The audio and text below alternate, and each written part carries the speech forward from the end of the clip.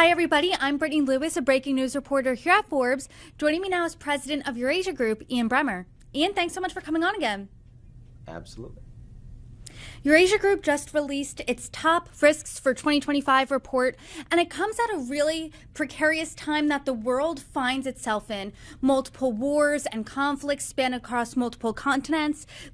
Countries around the world are rejecting the status quo in elections, and Donald Trump is set to re-enter the White House for a second term in just a few weeks.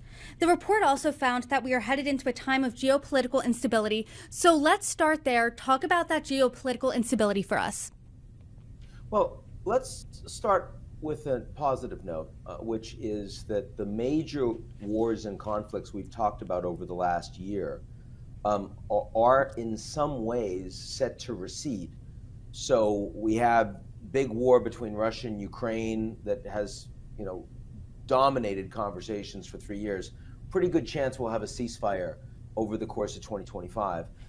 In 2024, of course, we had exploding wars across the Middle East, focused on Gaza, but also Lebanon. Those are winding down. And there was also a war in the United States, right, about Americans against Americans, and an enormous concern that this election was going to be seen as illegitimate by half the population. That didn't happen. Trump won. He won the popular vote in addition to the electoral vote. And though a lot of people may not like him, everyone agrees it was a free and fair and not rigged election. And so he comes into office with more legitimacy. So, in that regard, 2025 should feel pretty good. And yet it doesn't. And so why is that? And the reason for it is because we really have a breakdown of the global order. We have a reversion to what we call a G0 world, an absence of global leadership. It's really the law of the jungle. And, in the law of the jungle, the apex predator does very well. And that's clearly the United States, but it's a very dangerous place and time for pretty much everybody else. And that's what we're looking at. The law of the jungle sounds like a scary place to be if you're not the apex predator. And you compared this time that we're in right now to the 1930s. And anyone who knows anything about history, the 1930s, not a great time. It was a precursor to World War II. So can you talk to us a little bit about that comparison? Yeah, it was a time when the institutions were inadequate. The rules were inadequate to determine how countries should engage with each other.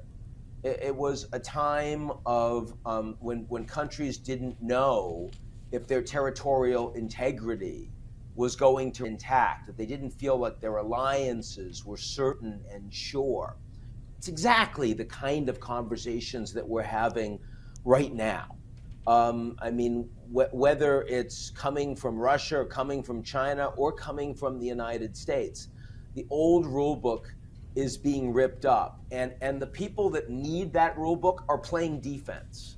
They're saying, look, we just hope that we're not going to be in the headlines, because it's not like they're powerful enough to actually, combat anyone that's trying to undermine them. It's more like give enough to make it go away, try to appease them, try to, get that.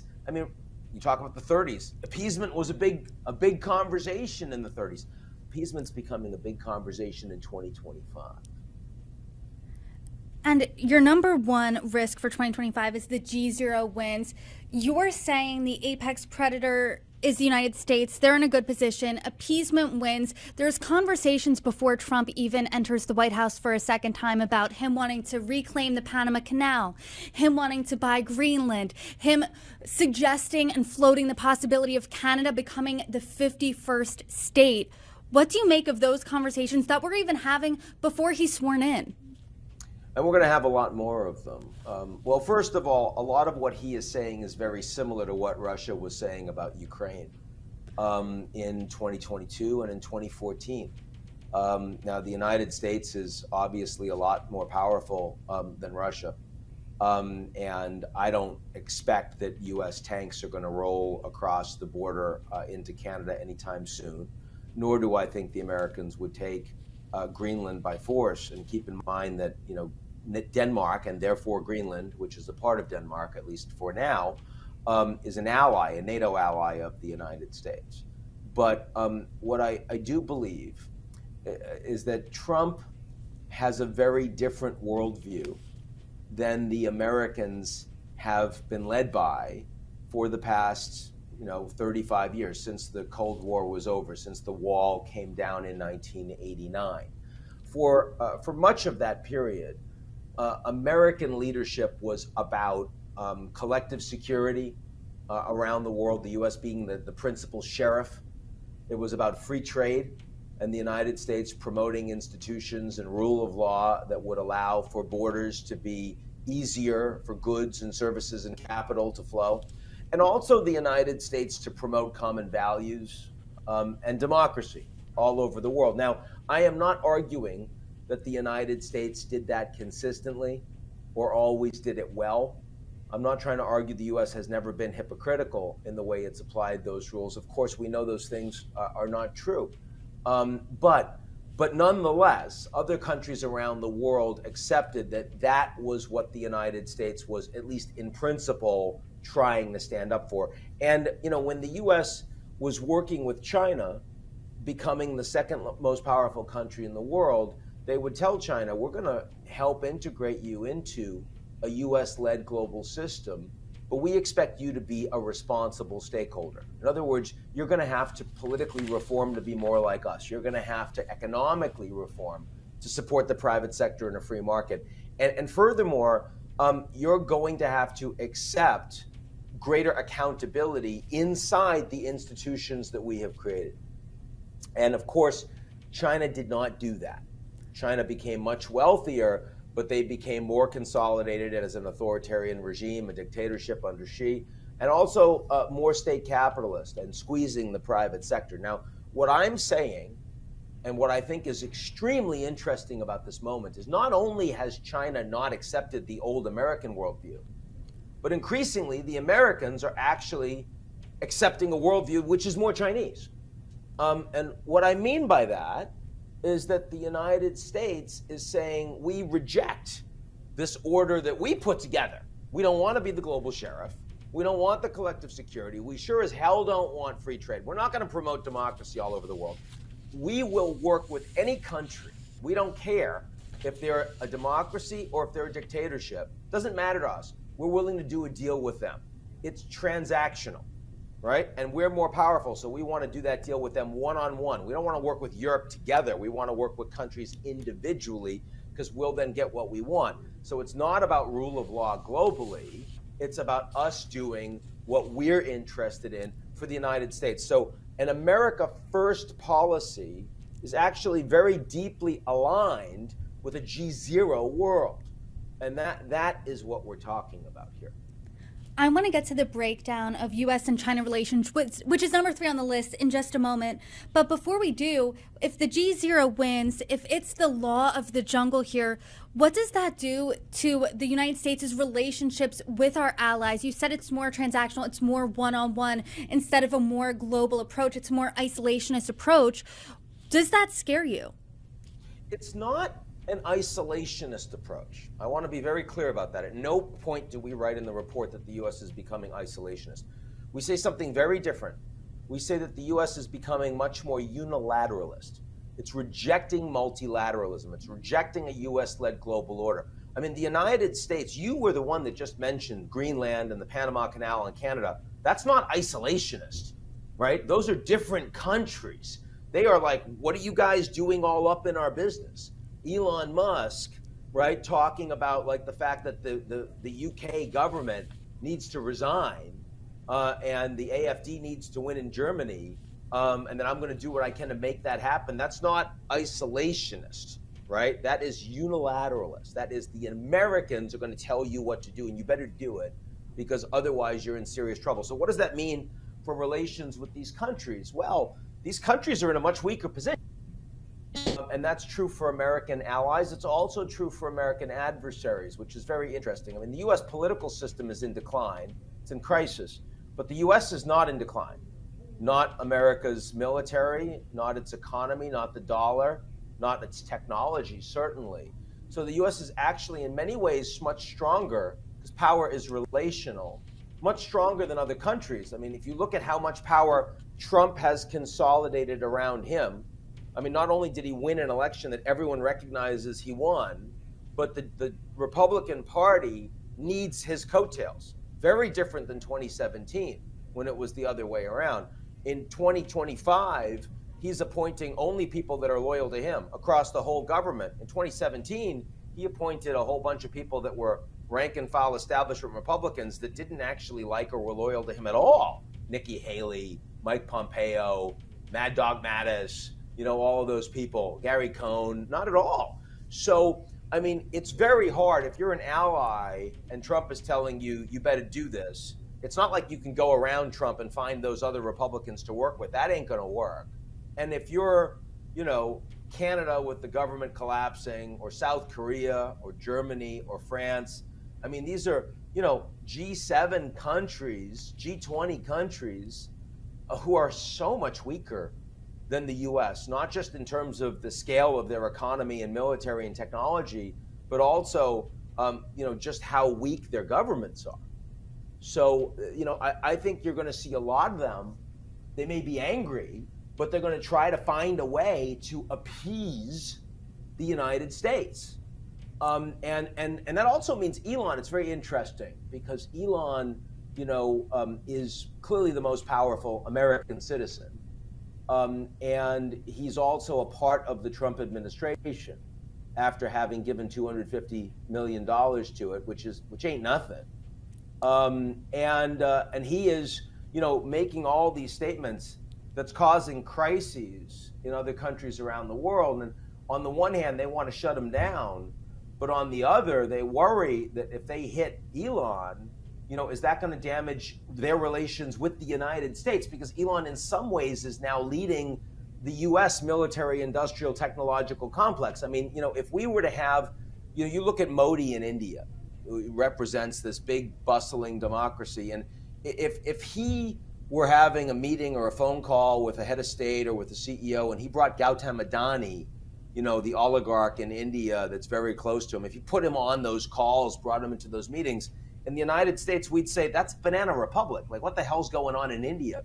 And yet, that's exactly what's happening between Trump and Elon right now, and we're normalizing it. Like, we're like, this, well, it's just the way it is. Well, if you're another country dealing with that, you're very, very careful about not getting crosswise with the Americans. That leads specifically into number 2 on the list, which is the rule of Don.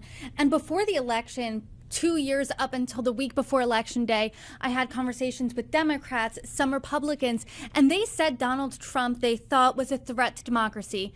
Donald Trump won. He'll be in the White House in 2 weeks. The report says that you don't believe that Donald Trump is a threat to democracy, but why is he number 2 on the list? Why is rule of Don there? Well, first, let's talk about the ordering of the list. There are 3 different components that we measure to determine what order we're going to put a risk. Number 1 is the likelihood the risk occurs. Number 2 is the imminence of the risk. How soon is it? And number 3 is the overall impact globally. And I mean, the United States, anything that happens in the US is clearly going to be overrated because of the extraordinary impact it has on everybody else in the world. So, you have to look at it that way when we think about why is it number 2. Now, rule of Don, where, as you mentioned, we're not saying that the United States is suddenly going to become a dictatorship. I don't think that's true. It's not going to be a civil war. U.S. is not going to become Turkey or Hungary. There are a lot of institutions in the U.S.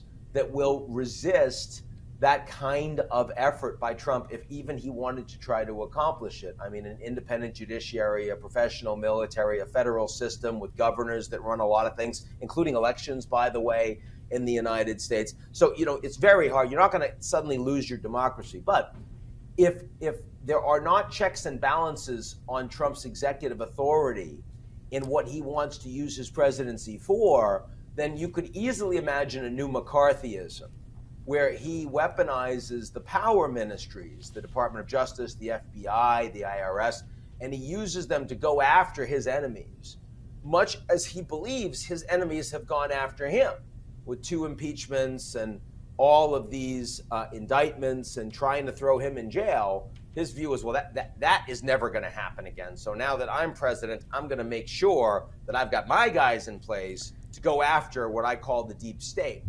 And that will have a chilling impact. I mean, even if those people aren't going to be sent to jail, even investigating people will make a whole bunch of other people say, I don't want to get investigated, so I'm going to be careful. I mean, why did Mark Zuckerberg and Meta just completely 180-degree flip, their policy on social media, no more content, sort of censorship and constraints, instead community notes, and prioritize free speech? And Mark Zuckerberg wrote and said, well, we think this is the right thing to do. And he didn't mention that he's doing it because of Trump and Elon, right? Which is, of course, the only reason he's doing it. And that's what everyone is going to do. So we're seeing that already. I mean, it's just the first week since we put this report out. We already see one of the most important companies in the United States completely changing their business model on the back of the rule of dawn. That's why they're doing it. And that's going to have huge implications around the world. How much do you think we're going to see of that? Because you said it was a very different time in 2017. He was appointing rank and file members. Now he's appointing people who fervently agree with his position. After he won in 2016, though, he spent the entire campaign season saying lock her up about Hillary. He didn't investigate her. Do you think he's going to go hard this time around on investigations of people who weren't for him in the past 4 years, past 8 years? I don't know, but I do think Kash Patel is more likely than not to be confirmed as FBI director. I don't think he's remotely appropriate to be in that position. He is someone that has said on numerous occasions that he has an enemies list, and in fact, we've seen it, and it's several pages long of people that he thinks that need to be investigated. It includes a lot of political enemies of Trump, and if you're Trump, and let's not even talk about the impeachment and the indictments, let's talk about the fact that he was almost killed, right? I mean, there were people on the Democratic side that were calling Trump as bad as Hitler. They were saying he was a fascist, and Trump has said as bad things about Kamala Harris. But again, Trump is the guy that's president, coming into his presidency now. So what matters is how he feels. And he was concerned that this was going to lead to acts of violence against him. He demanded more Secret Service protection. He didn't get it. And then we were this close to Trump getting killed. This close.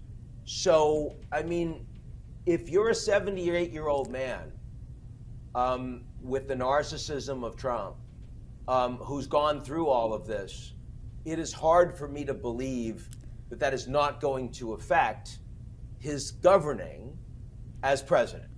I mean, I think that he wants to see some level of quote unquote justice done. Does that mean that he personally is going to make sure that Liz Cheney spends time in a jail cell? No, I don't think that.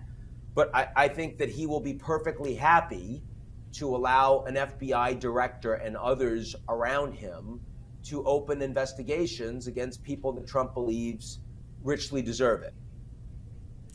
To your point, I mean, as you said, we were this close to having. Effect, I don't know. We were this close to having a completely different conversation right now, this close to a completely different American history. That's right. I do want to move on to number 3 of the list, U.S.-China breakdown. And I want to talk about that relationship that's going to happen between China and the United States and how that will change in less than 2 weeks when Donald Trump takes the oath of office again. I was speaking with a U.S.-China expert, Gordon Chang, and he said, I don't even think Donald Trump should pick up the phone and call President Xi. What do you think?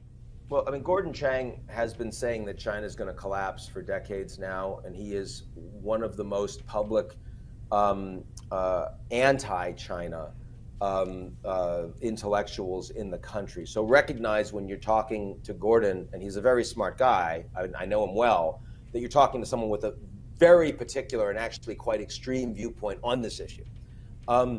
I don't have that view. I don't think China is about to collapse. And I also recognize that the U.S. and China do a lot together that is not going to go away tomorrow, irrespective of whether you'd like it to. But I do believe, and I think Gordon probably agrees with this, I do believe that U.S.-China relations are going to get a lot worse in the near term. Now,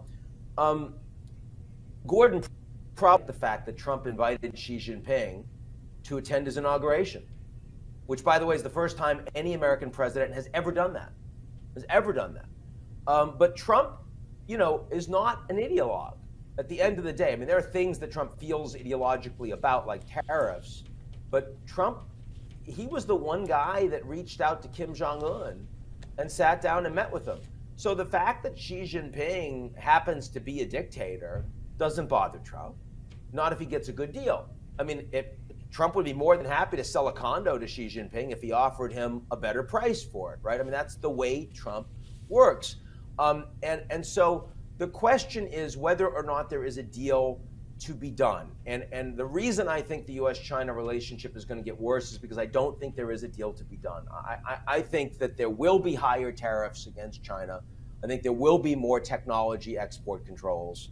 I think there will be more support for Taiwan from the Trump administration and from the Republicans in Congress.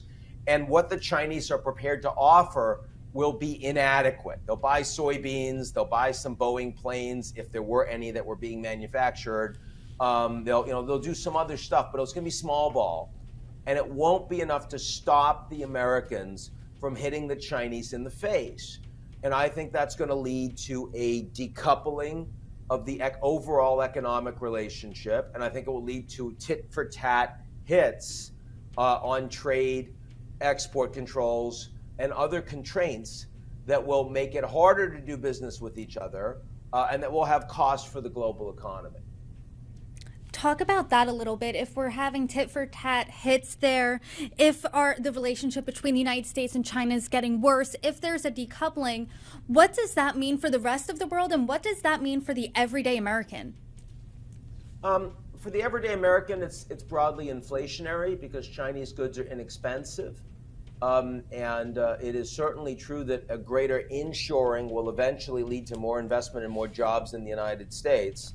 And that will be a benefit for American workers. It's very analogous to what Trump intends to do with illegal immigrants, right? I mean, the Chinese have taken American jobs. Illegal immigrants have taken American jobs. And if you get rid of the Chinese, you don't get those cheap goods. If you get rid of the illegal immigrants, you don't get that cheap labor. You also don't get their taxes because they are consumers. They pay Social Security, Medicare, all that stuff. That'll also be inflationary. It will raise labor rates, but there'll be more jobs for Americans.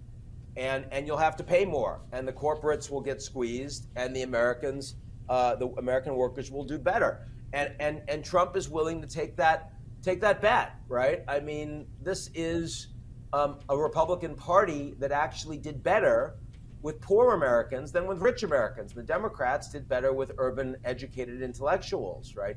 So I think Trump is leaning into that, and I think he's willing to tolerate a level of higher inflation. So he's not going to get the price of eggs down quickly, but he is going to make good on some other promises, like on tariffs and on deportations. Now, other countries in the world do not share America's perspective here, and they want to work with China and the United States, and they're going to get squeezed. It's going to be very uncomfortable for other countries.